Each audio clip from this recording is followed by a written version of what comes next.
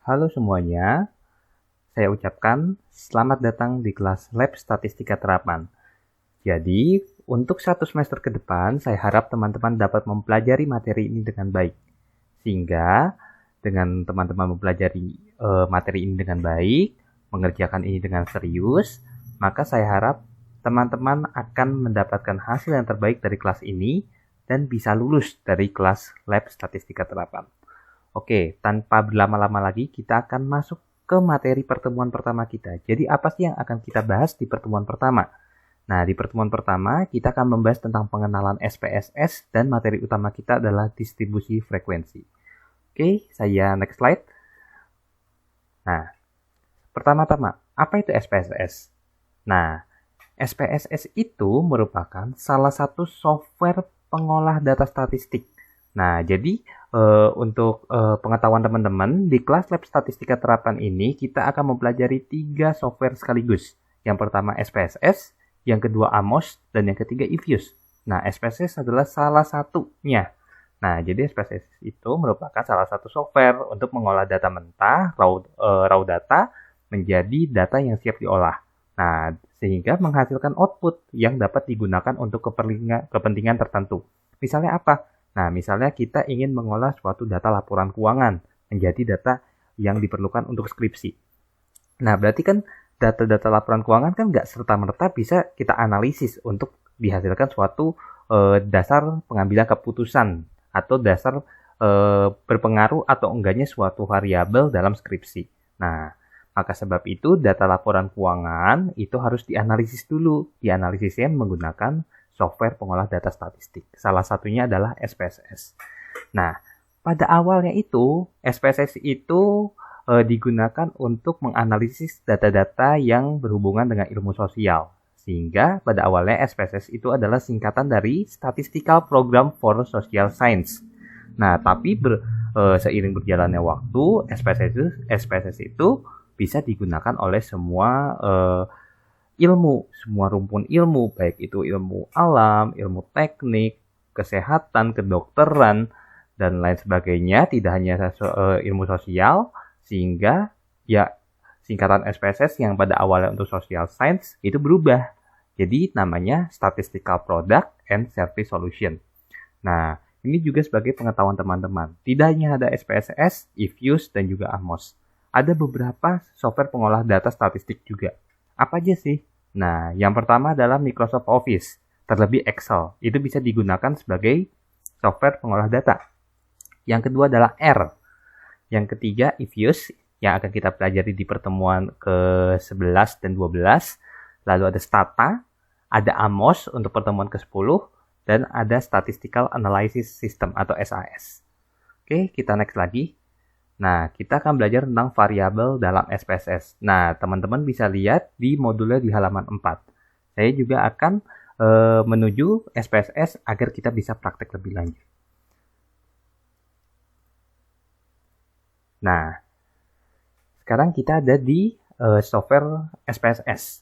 Nah, terlebih kita ada di bagian variable view. Nah, jadi di SPSS ini terbagi menjadi 2 bagian besar. Yang pertama ada data view, ada variable view. Nah, data view ini adalah di mana data mentah itu ditaruh di sini.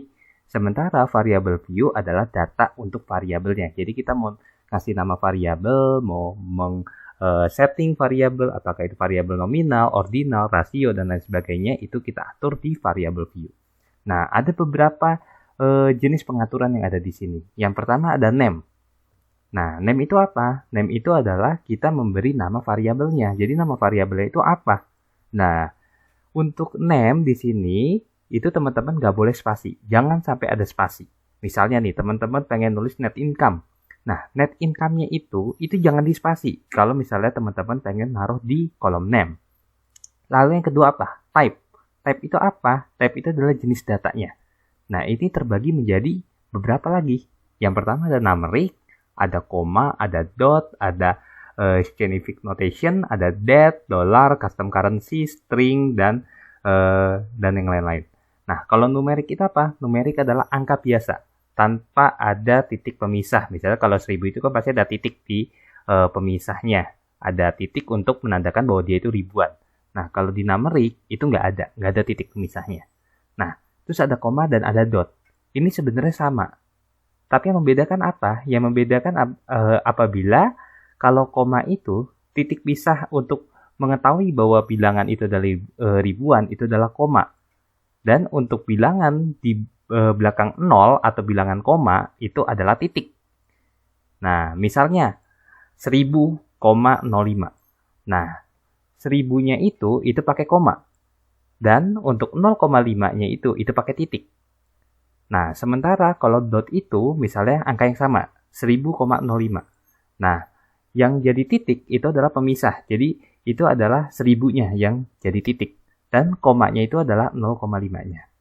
Nah, lalu ada scientific notation, itu seperti angka eksponental atau eksponen. Itu angka-angka ilmiah. Misalnya seperti apa? 2 pangkat 10 pangkat 6. Atau 2 kali 10 pangkat 5 atau min 5. Nah, itu yang namanya scientific notation atau bilangan notasi. Nah, lalu ada date. Date itu untuk ya format tanggal. Di sini ada day, month, ada year. Pokoknya ya suka-suka suka-suka kalian lah. Ini formatnya mau apa aja, ya teman-teman bisa pilih sendiri. Intinya, kalau date itu untuk mengetahui data tentang tanggal. Lalu ada dolar. Dolar itu apabila kita ingin menaruh datanya itu dalam bentuk dolar, khusus dolar. Nah, di sini ada dolar, ada macam-macam, ada dolar yang cuma 1 digit, ada dolar yang 2 digit, dolar 3 digit, dan lain sebagainya. Lalu ada custom currency. Ini gunanya sama seperti dolar, tetapi ini dikhususkan apabila datanya itu data di luar dolar mata uangnya, misalnya rupiah, pound sterling, yuan, dan lain sebagainya. Itu pakainya custom currency. Lalu ada string.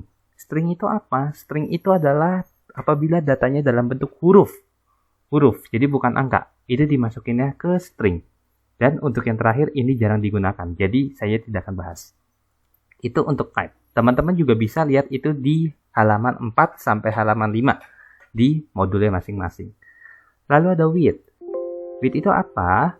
Width itu adalah berapa banyak data yang bisa kita olah. Jadi misalnya nih, the weight itu kita pengen maksimal 8. Nah, berarti data yang bisa kita masukkan hanya 8 digit aja. Nggak lebih. Kalau misalnya width-nya itu 10, nah berarti kita bisa masukin 10 digit. Nah, terus habis itu desimal. Ya, desimal teman-teman bisa tahu sendiri lah. Jadi, pengen berapa angka di belakang koma.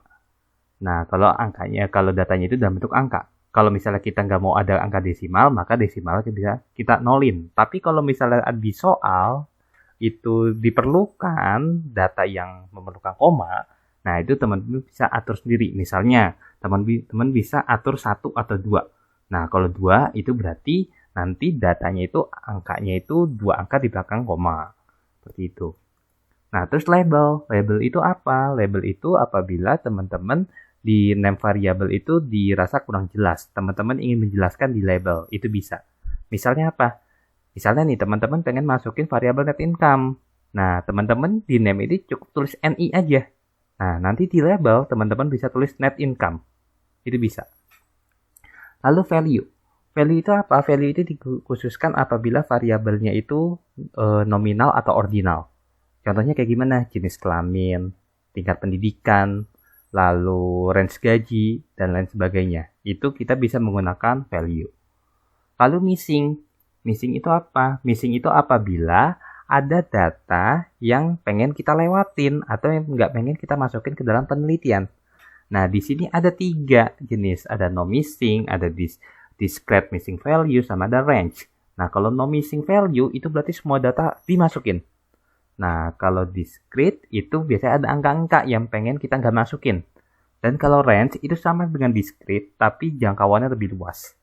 Nah, tapi untuk menghasilkan penelitian yang bagus, alangkah baiknya untuk missing value itu kita biarin aja, alias no missing value. Lalu ada kolom. Kolom itu kita pengen nentuin berapa besarnya kolom dalam data tersebut. Ini juga nggak begitu berpengaruh. Jadi teman-teman bisa lewatin aja.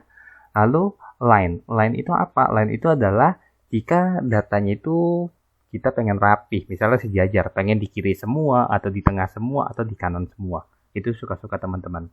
Lalu ada measure. Measure itu apa? Ini untuk menentukan. Jadi nama variabelnya apa?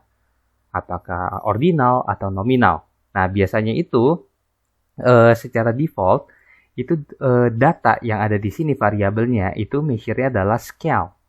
Nah, jadi kalau misalnya teman-teman di sini merasa kalau scale itu salah, variabelnya adalah variabel nominal atau ordinal, teman-teman bisa pilih di sini ordinal atau nominal.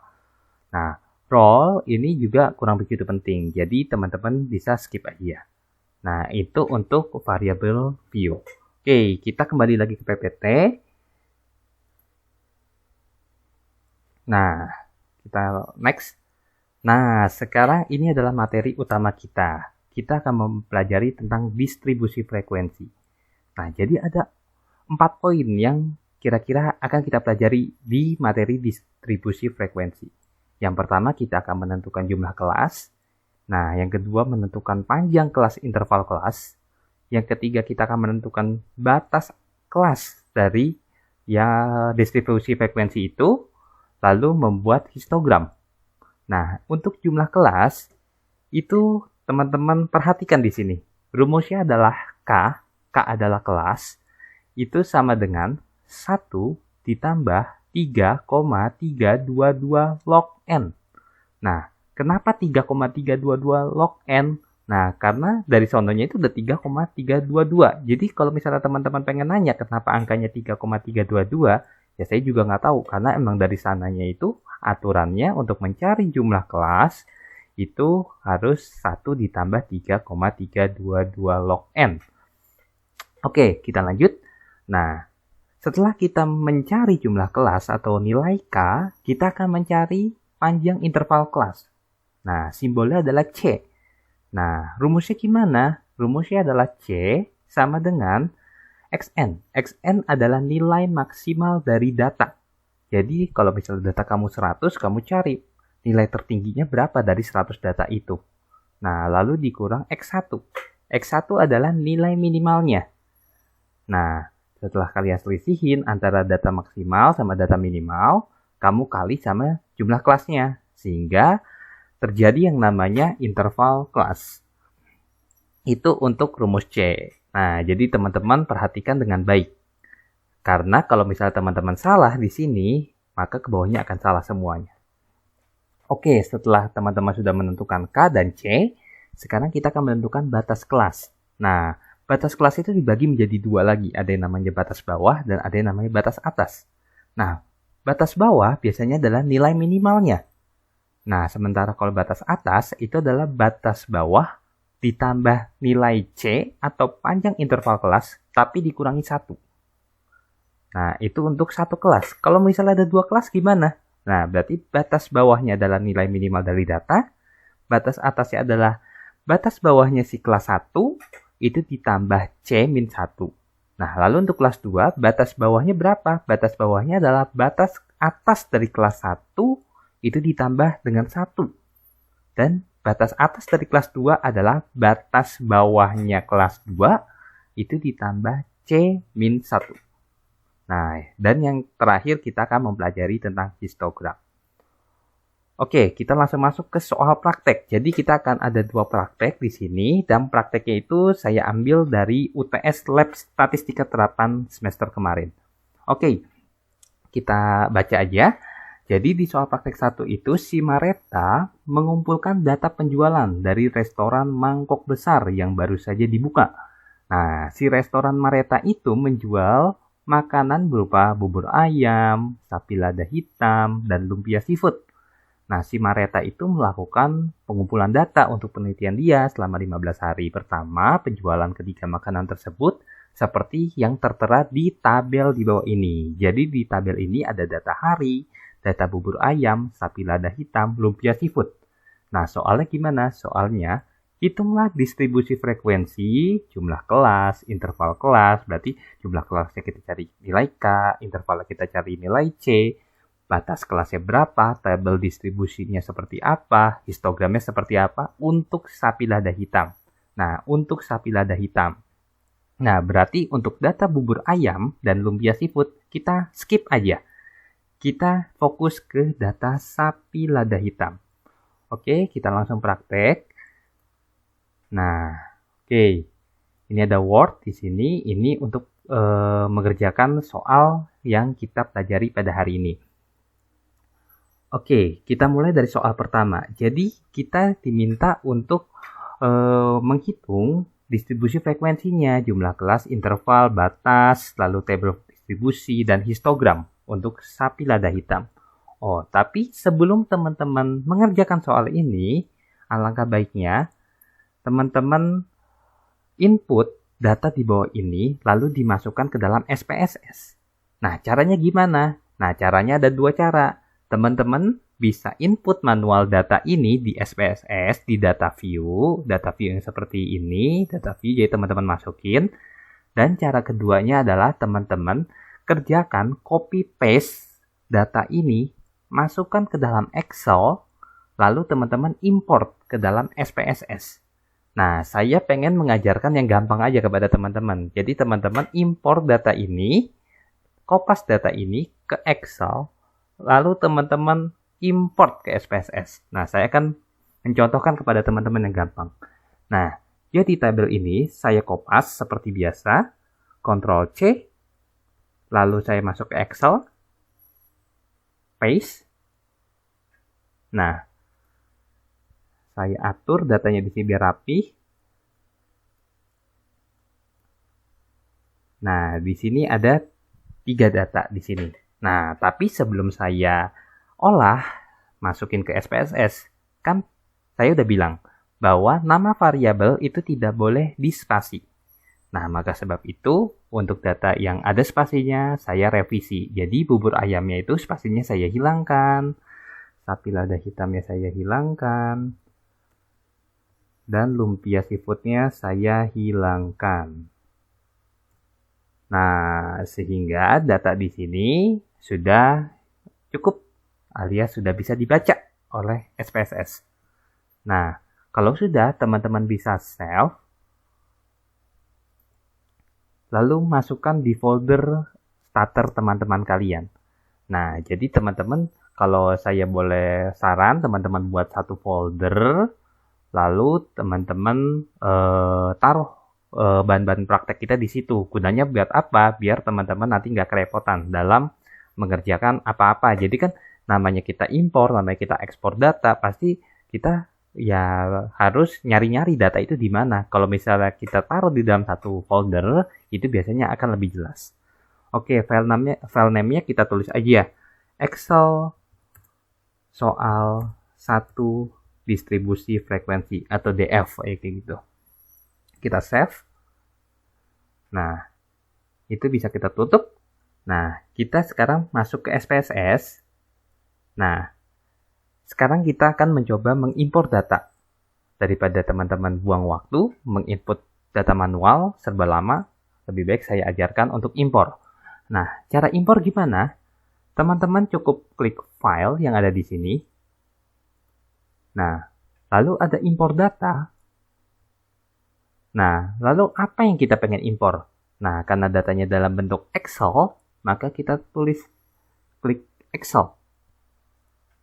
Nah, lalu akan diarahkan ke toolbox Open Data.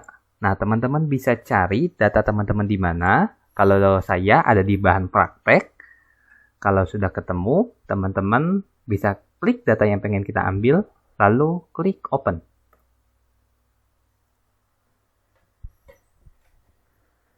Nah, di sini akan tertera toolbox, yakni Read Excel File. Nah, kalau misalnya teman-teman ada ini, ya teman-teman jangan khawatir, karena ini sah saja, benar.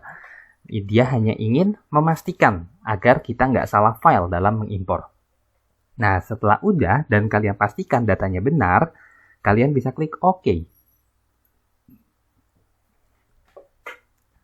Nah, teman-teman di sini lihat datanya sudah masuk semuanya. Jadi teman-teman lebih gampang dalam menginput dan mengimpor data ke dalam SPSS. Oke. Kalau misalnya teman-teman sudah masuk di sini, kita kembali lagi ke soal. Jadi apa sih yang pengen kita kerjain yang pertama? Nah, Yang pertama, ini saya zoom biar kelihatan. Nah, yang pertama kita pengen mencari jumlah kelasnya. Nah, kalau misalnya teman-teman gak lupa, tadi kan rumus untuk mencari kelas adalah K. K itu adalah 1 ditambah 3,322 log N. Nah, di sini datanya ada berapa? Datanya adalah 15. Kok bisa tahu 15? Ya karena ada 15 hari di sini. Maka kita tulis datanya adalah 15. Jadi kita tulis 1 ditambah 3,322 log 15. Nah, usahain teman-teman pakai kalkulator ilmiah biar nggak kesulitan dalam menghitung. Nah, kita hitung, saya lagi menghitung, 1 ditambah 3,322 log N. Atau log 15, karena data kita dari 15, hasilnya adalah 4,91.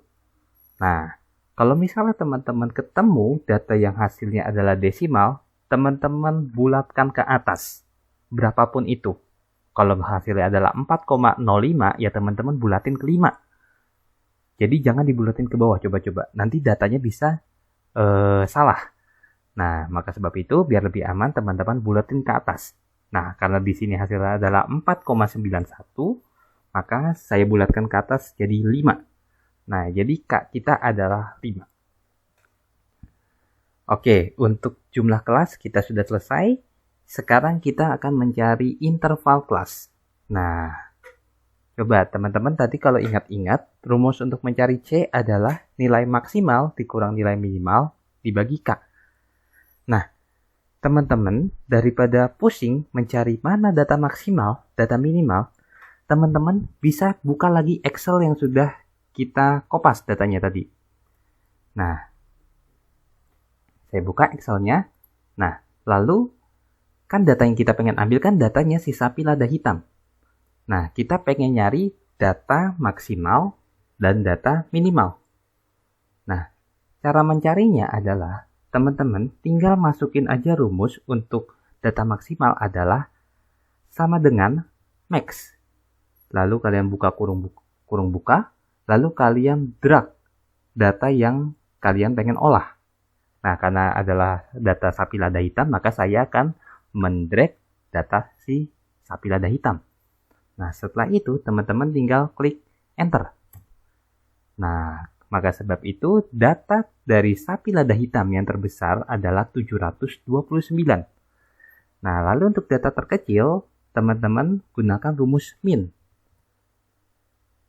Lalu teman-teman arahkan ke data sapi lada hitam. Setelah itu teman-teman enter. Nah, ternyata hasilnya adalah 411. Jadi nilai maksimal adalah 729 dan nilai minimal adalah 411. Nah, usahain teman-teman gunakan rumus ini, jangan dicari manual, karena kalau misalnya 15, mungkin teman-teman masih bisa membedakan mana yang maksimal, mana yang minimal. Tapi kalau misalnya datanya ada 100, 1000, nah itu teman-teman akan pusing sekali kalau misalnya teman-teman cari secara manual. Maka sebab itu, gunakan Excel. Oke, ingat teman-teman, XN729, X1 adalah 411. Kita kembali lagi. Jadi XL-nya adalah 729 dan X1 adalah 411. Nah, saya cross check lagi. Oh iya benar. Nah, lalu kita bagi sama K. K-nya berapa? K-nya adalah 5. Nah, kalau udah teman-teman hitung. 729 dikurangin 411 itu berapa? 318. 318 dibagi 5. Sehingga hasilnya adalah 63,6. Nah, di sini teman-teman aturannya sama dengan jumlah kelas. Jadi, kalian bulatkan ke atas. Nah, karena di sini hasilnya 63,6, maka kalian bulatkan ke atas menjadi 64. Nah, selesailah untuk bagian A dan B. Mencari jumlah kelas sudah, interval kelas juga udah. Nah, sekarang tugas berikutnya adalah kita mencari interval kelas. Nah, kalian bisa buat table di sini, isinya kelas, nilai, dan frekuensinya. Nah, kita tulis, kelasnya ini kita tulis karena di sini kita butuhnya 5 kelas, di K-nya ini kita butuh 5 kelas, maka kita tulis 5 kelas di sini. kita tulis kelas 1, kelas 2, kelas 3, kelas 4, kelas 5. Nah, oke.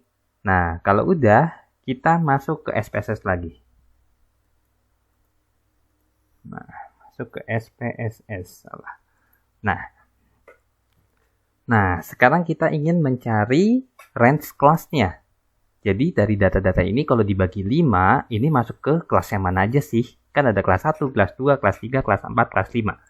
Nah, caranya adalah kita klik transform di sini. Lalu teman-teman klik yang record into different variable.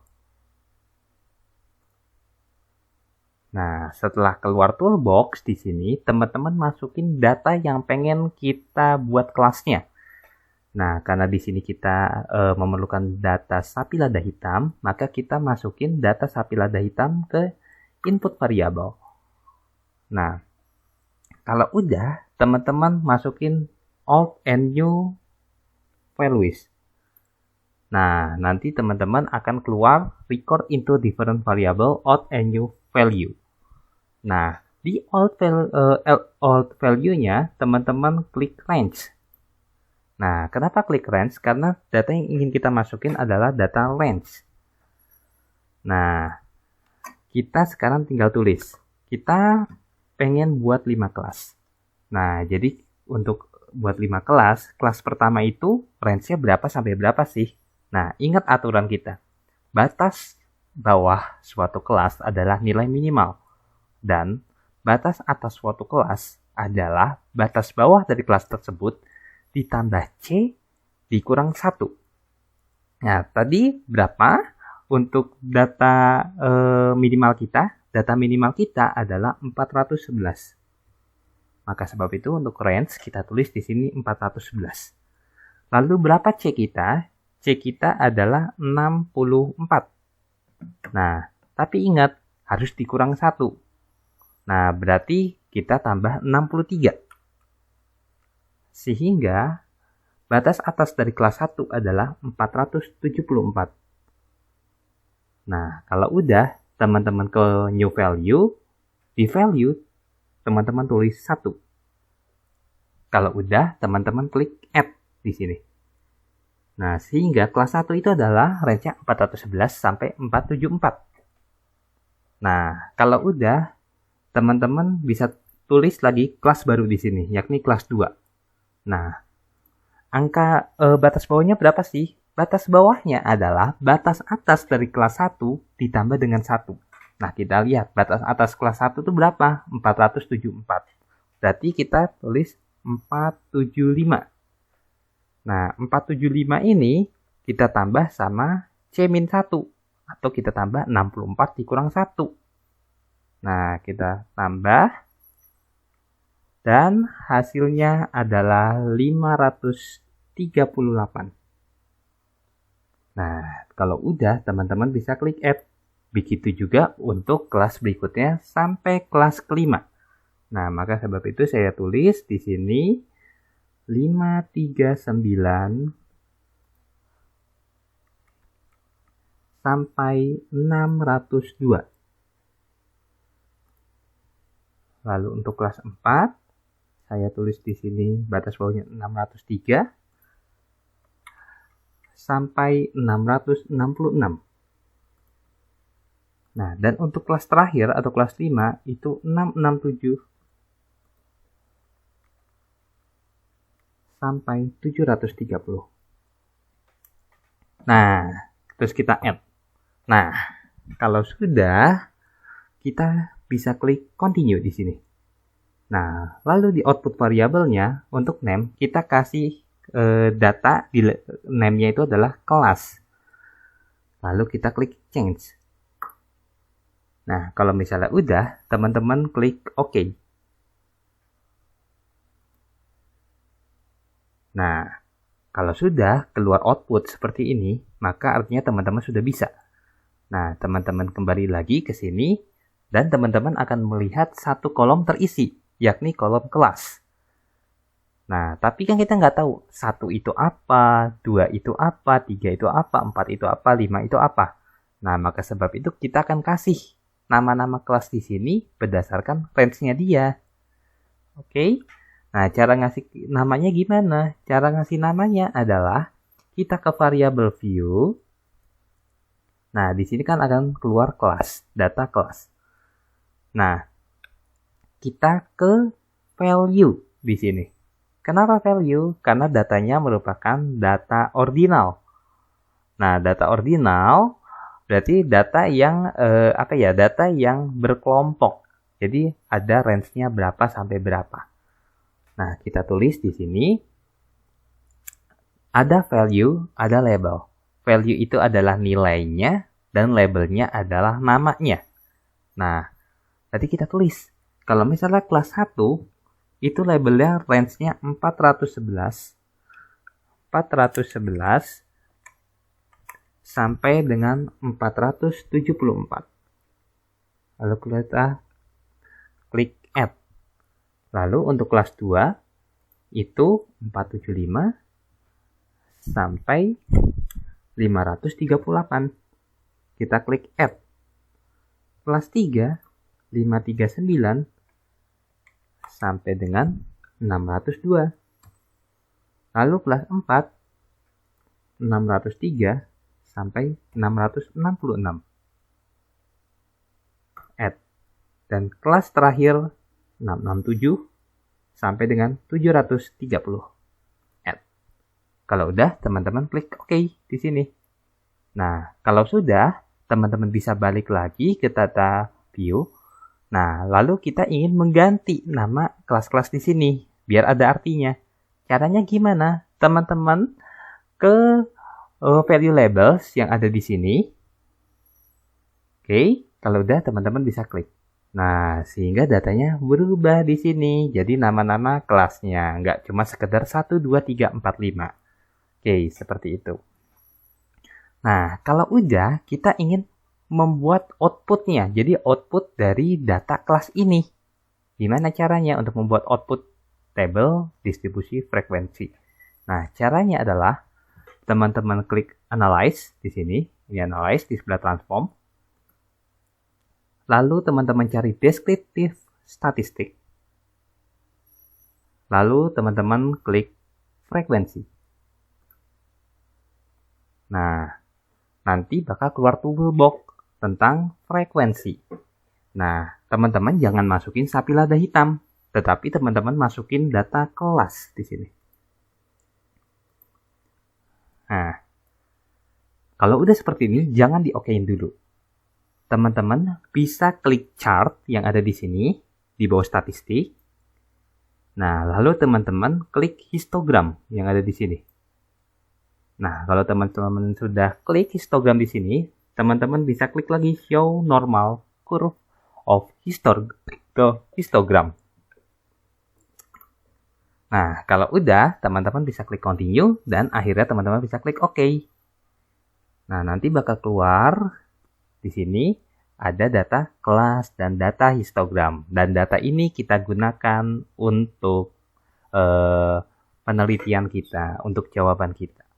Oke, saya bagi dua screen-nya biar bisa menjawab.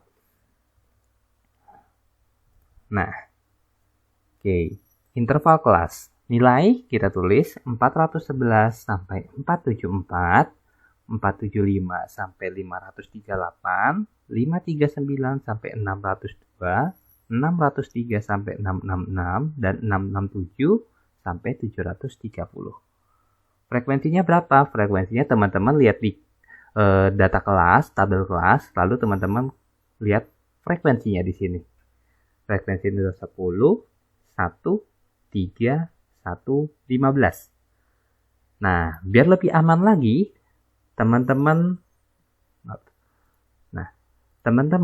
bisa kopas data tabel ini. Teman-teman bisa klik kanan, lalu copy. Nah, lalu teman-teman paste di sini. Nah, nanti bakal keluar datanya di sini. Itu untuk data kelas. Nah, dan yang terakhir kita akan membuat histogram. Histogramnya mana? Histogramnya yang di bawahnya ini. Nah, teman-teman tinggal kopas. data yang ada di sini. Nah, nanti waktu teman-teman ujian, UTS, kuis, itu ini digambar. Nah, dan yang saya pastikan, yang saya ingetin ke teman-teman, teman-teman juga tulis yang ada di sini semuanya, termasuk mean, standar deviasi, dan juga n-nya. Nah, sehingga selesai untuk soal nomor 1.